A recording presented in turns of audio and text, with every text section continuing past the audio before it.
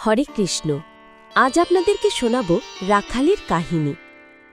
সবুজ তৃণভূমিতে ঘেরা একটি শান্ত গ্রামে গোপাল নামে এক রাখাল বাস করত। সে অশিক্ষিত এবং দরিদ্র ছিল, কিন্তু তার হৃদয় ছিল বিশ্বাস এবং ভক্তিতে পরিপূর্ণ।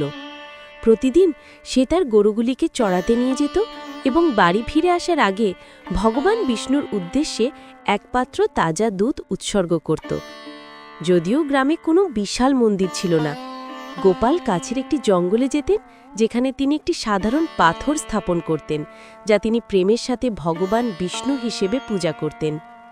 হাত ভাঁজ করে এবং নিষ্পাপ ভক্তি সহকারে তিনি পাথরের সামনে দুধ রাখতেন, ভগবানের নাম জপ করতেন এবং বলতেন, হে আমার প্রভু, দয়া করে এই নম্র নৈবেদ্য গ্রহণ করুন।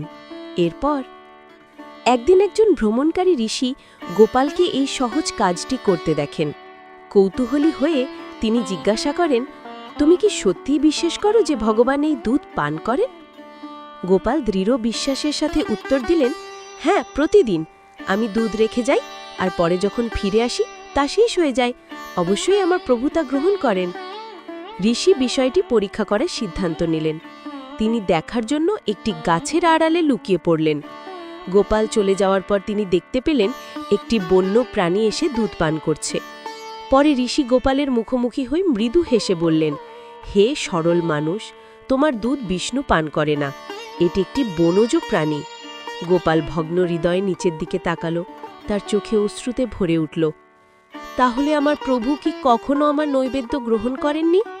সে ফিসফিস করে বলল। সেই রাতেই দুঃখভরা হৃদয় নিয়ে গোপাল চোখে অশ্রু নিয়ে ঘুমাতে গেল। সেই রাতেই ঋষি একটি স্বপ্ন দেখলেন। ভগবান বিষ্ণু তার সামনে আবির্ভূত হলেন, মহিমান্বিত এবং উজ্জ্বল, কিন্তু কঠোর মুখভঙ্গিতে। প্রভু বললেন, তুমি একটা গুরুতর ভুল করেছ। সেই সরল গোপালক আমাকে পরিশুদ্ধ শিশুসুলভ ভালোবাসায় দুধ উৎসর্গ করেছিল।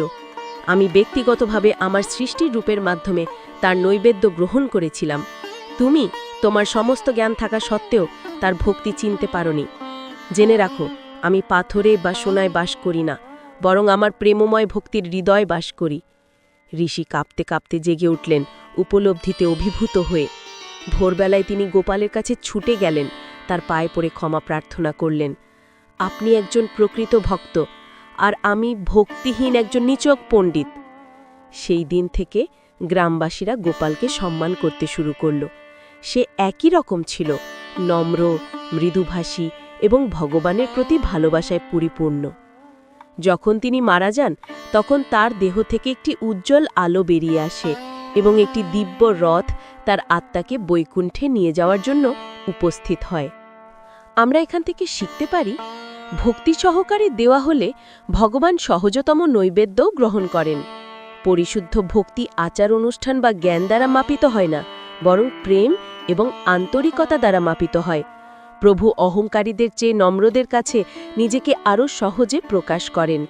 যেমনটি ভগবদ্গীতায় নিশ্চিত করা হয়েছে, নামে ভক্তাহা প্রাণাস্যতি, আমার ভক্ত কখনো হারিয়ে যায় না। তো এই ছিল আজকের গল্প। আমাদের ভিডিওগুলি ভালো লাগলে চ্যানেলটিকে সাবস্ক্রাইব করে সাথে থাকুন এবং কমেন্টে হরে কৃষ্ণ লিখুন।